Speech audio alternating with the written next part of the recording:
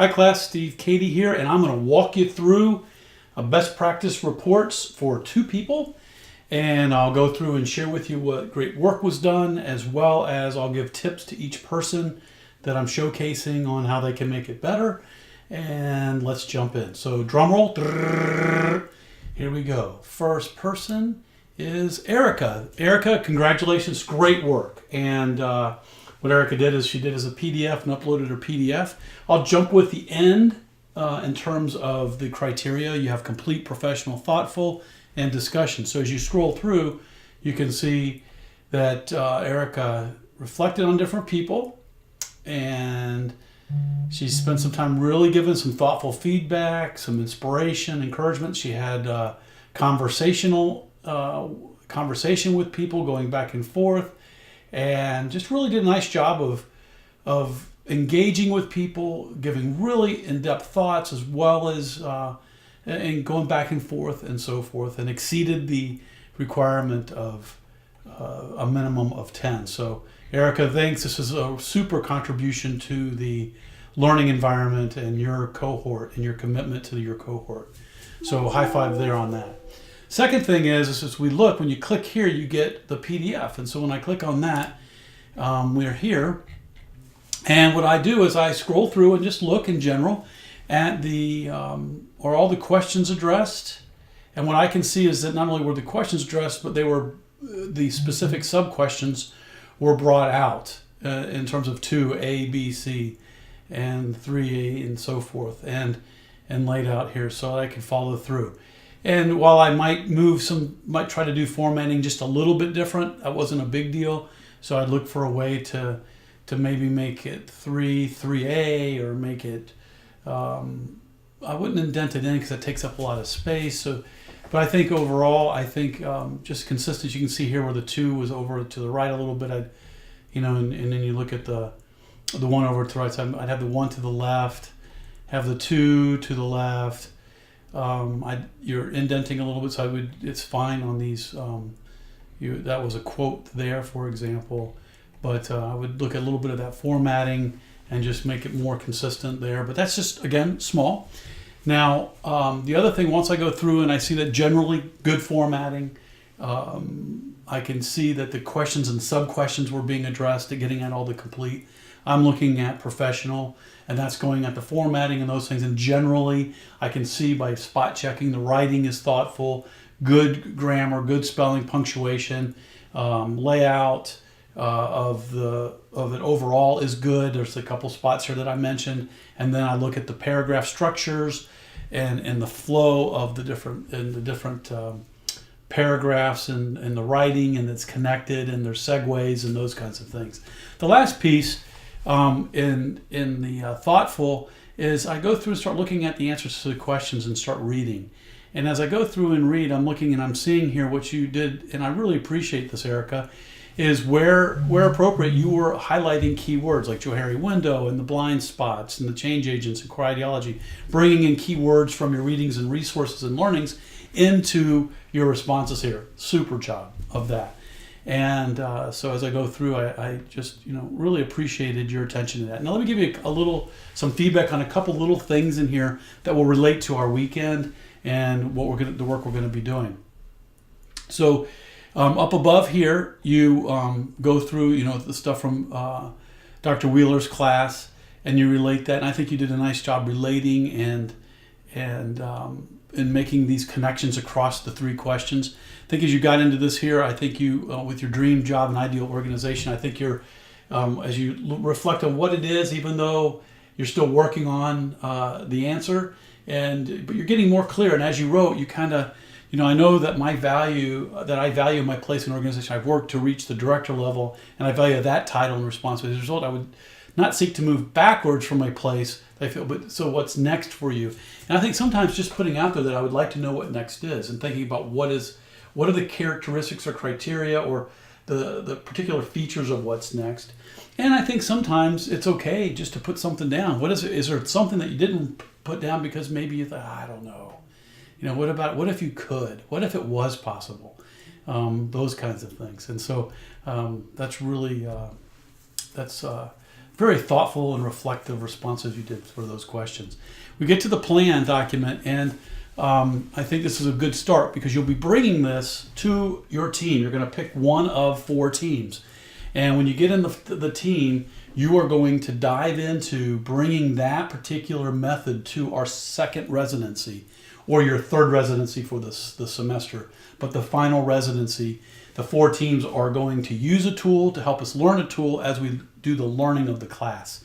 And I'll be your client on the project. So you'll be helping me to teach something. So you'll be working with me using the class as the subject, the participants, and we will then figure out how to do that. So I think gaining confidence and competency in facilitation of change methods through an assignment, allowing for practical application and practice within the EMOD cohort. And I think, and what we're going to talk about is this notion of plan to plan to plan.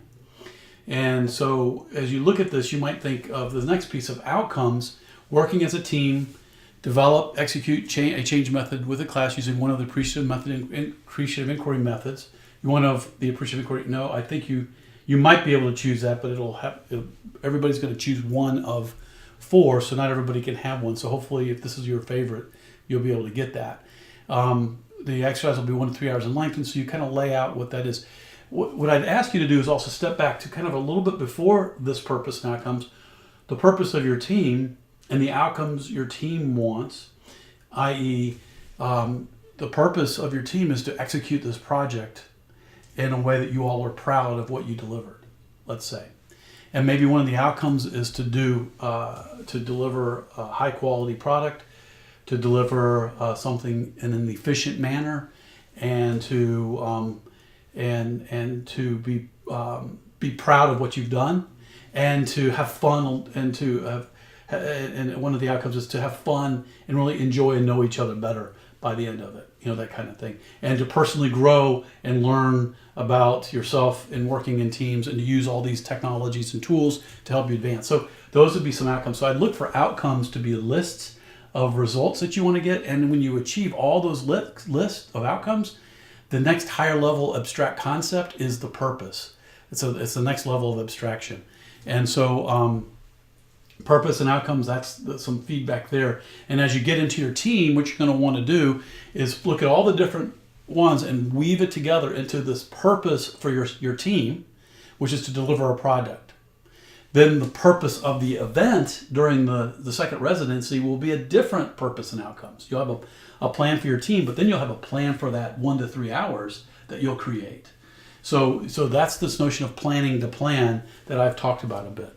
Now you'll come into, you kind of lay out the project team, the steering team, the stakeholders, and you made a space for that. You got your action steps. One of the things you're going to want to do is you'll have, these are, and what you're doing is you're kind of laying out in generic. You don't have specifics, but you might have some days or dates. You might do it as a Gantt chart. You have different ways of having not only the actions, but who's doing it and so forth.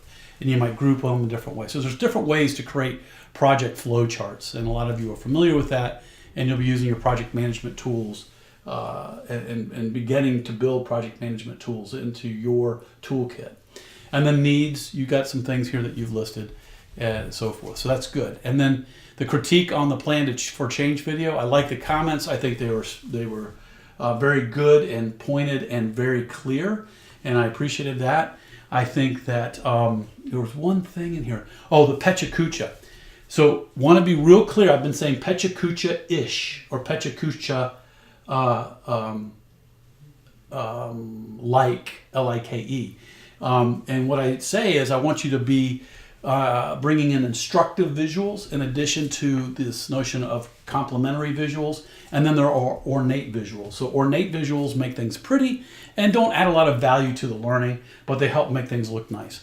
The complementary visuals help to illustrate maybe a point by being a funny picture, or you're talking about surprise, and then on the picture is a person with their with their mouth open, surprised. An instructive visual is the next higher level of a visual, where it's actually helping to take content and creating it so that people can learn something in a more accelerated fashion from what you're sharing with them.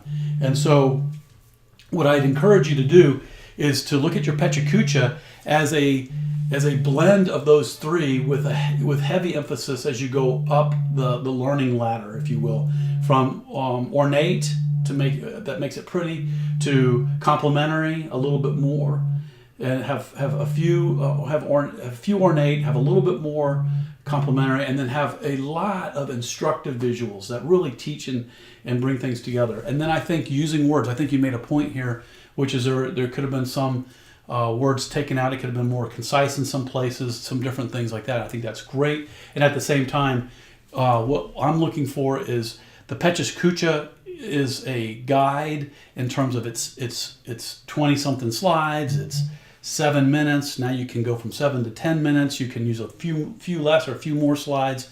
And you don't want to just use visuals. You want to use instructive visuals that have words in them, along with the complementary visuals, which tend to be more Peches Kucha style, the complementary as well as the ornate. So as you're critiquing here, one of the intention is you're starting to realize what you think makes for a great presentation as you create your own presentations, as you create your own mind map assignment, and then create your video that explains it. So you create your slides and create your presentation. So hopefully in critiquing that, it helps to get you thinking about what really makes for high quality, what you like, what you think works and doesn't work. And as you all share it and you begin to discuss it, I think that also helps. Now you move into the draft here, and you have your both your links, and you did your vanity links, which is great. And sometimes I even try to think of a vanity link as a way to easily remember. So try to make it easy to remember, so I could walk out of the room, go to another computer, sit down and type it in, or I could say it out to an audience. A lot of times these vanity links are really good because you'll tell people in an audience will be sitting, they can't quite see the screen, and they'll type it in, or you'll write it down, or they'll write it down real quick while they're listening, and those kinds of things. And or you send it in an email, and it's just easy for you to remember. People remember when they walk from one computer to the next, or whatever it might be. Now we go to the conclusion. Here's what I appreciate. I think in your introduction, let me go back up to the introduction. And as discussion boards goes, I think we can agree that the most recent format is advanced to what Emote Corner has experienced so far. We continue to be pressed to go deeper and share more within this post. I'll do just that, sharing snippets of my journal. For a moment, I questioned if this violates my psychological contract, being asked to open my work to more people than was originally discussed. As a result, I will seek to select portions more favorable.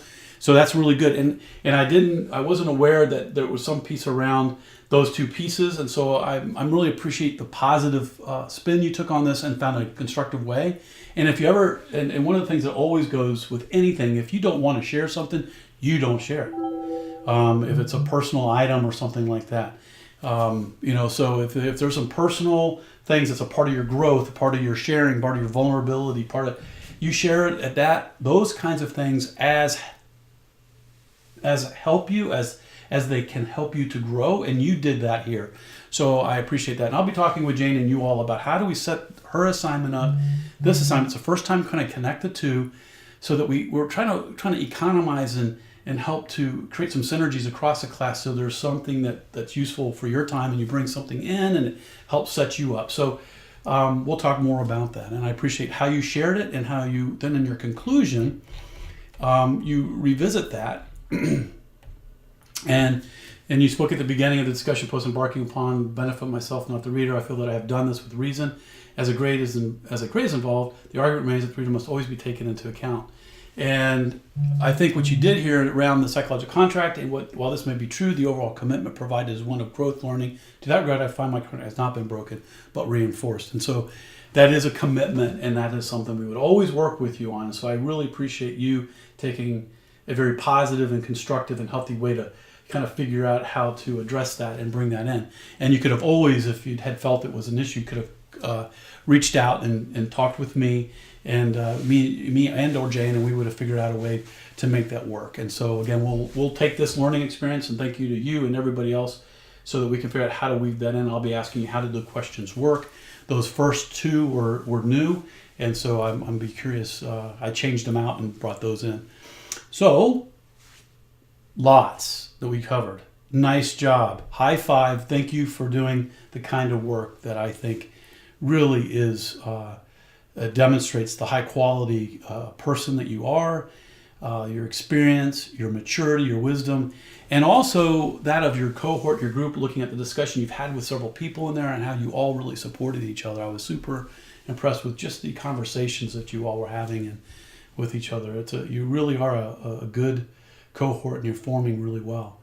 And so as we look at the next pieces, you provided the vanity links, which work perfectly great, right up to your mind map slides as well as your video. It was you kept it very brief, and you reviewed everything, and that was fine because I was looking at a draft to get you started, and I think you did a nice job of getting clear about where you were, what you need to work on, and those kinds of things. So again, high five. Thanks for doing great work, Erica. So drum roll. Next person. Are you all ready? There we go. Emily. Emily, thank you for doing a great job, and high five. And I think, again, looking at discussion, you went and had really thoughtful comments and compliments and encouragement and constructive suggestions and interaction with people. As you got towards the end, you start having more interaction and conversation with different people. So overall, you did a good job and exceeded the requirements in terms of discussion. So that then moves into how you did your post, which I found absolutely correct. Nobody's done it this way before. I have played around with how do you create a document with links in it that takes people to stuff, and so I thought that was really super way of thinking of your table of contents. And so I haven't seen this before, and I really liked it. And again, didn't need to be done this way. The other one that Erica did was great as well. And so there's two different styles here that you can see. And as you laid it out, I can hear, and I always want to remind you all, you can right-click, open link, and then it'll open up in a new tab. And you went through your Selfless tool, and as I go through, you answered the sub-questions, you bold each sub-question, you're following a format, you're bolding the key terms and words.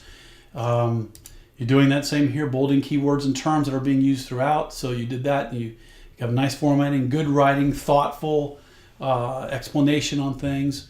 As you go through, again, and I'm going to be a little bit quicker because I touched on a lot of things that might be helpful across both of them. And you go through and you lay out your plan, and you do the RACI plus F, and you bring in the flow and the stuff like that. And you get into the purpose here to provide a hands-on experience, using X method in order to help classmates gain deeper. So you realize that you're not sure which team you'll be in, but it'll be used for whatever team or whatever method you pick. And then I'd encourage you, as you think about outcomes, I talked about that with Erica's, so I think that applies here. And laying out the action and agenda items here, and getting clear about who does what, when, and where, and then what you need to get it done. So that's a good start, because you will all be taking it and taking your plan to the next level for that method experience project that you're going to be doing. And then we get into here, the 8-minute video, some critique, very helpful. While Erica did bullets, you did paragraphs perfectly fine. I think what's important is that if you give some, in some places bullets are appropriate. What I typically do like, so for Erica, for you, what I typically do like is when you do bullets, what is helpful is for you to maybe give a few sentences, like you did give an introduction appropriately. You didn't just put the numbers in. But I think a little bit of an introduction to this and a little bit of an introduction to that would be helpful. But that's minor. What I tend to say is, if you have one bullet, you got to have two. If you have one number, you have to have two. Otherwise, it's not a list. So a list requires two or more, and bullets and numbers are for that. So that's one thing. And anytime you introduce a list that's bullets or numbers, it's important to provide a paragraph before and a paragraph after. You could even have done like a little paragraph introducing these two areas and a little paragraph after, letting the bullets and the headers here stand out for that. So coming here, let me see here we get to the last piece, and then here you provided a reflection that's in paragraph form, which is absolutely fine. And you provide areas for improvement and areas that were well done, and I appreciate that. One area for you to improve on is in your introduction and your conclusion. I have mentioned before that I want to encourage you, and I really emphasized this on the instructional video for the discussion board number 2, and that is to work on this invitation in your introduction in a way that has your personal voice in it, that creatively brings your voice in, and brings your own style in a way that compellingly invites people in. And then the conclusion is to more of a reflection. So I'd look for a little bit more there where you are stepping back and reflecting on what you learned and what your takeaways are at the next higher level. And so it's a bit brief, and I would look for you to have a little bit more of a reflection on your takeaways. But this is not the takeaway from each question, it's a takeaway overall from doing all 6 questions. And other than that, high five to you both, high five to the cohort, nice work. I'll be posting grades and everything for everybody once I go back through and check everything, and then I'll be posting that by tomorrow, which is Friday. Bye for now.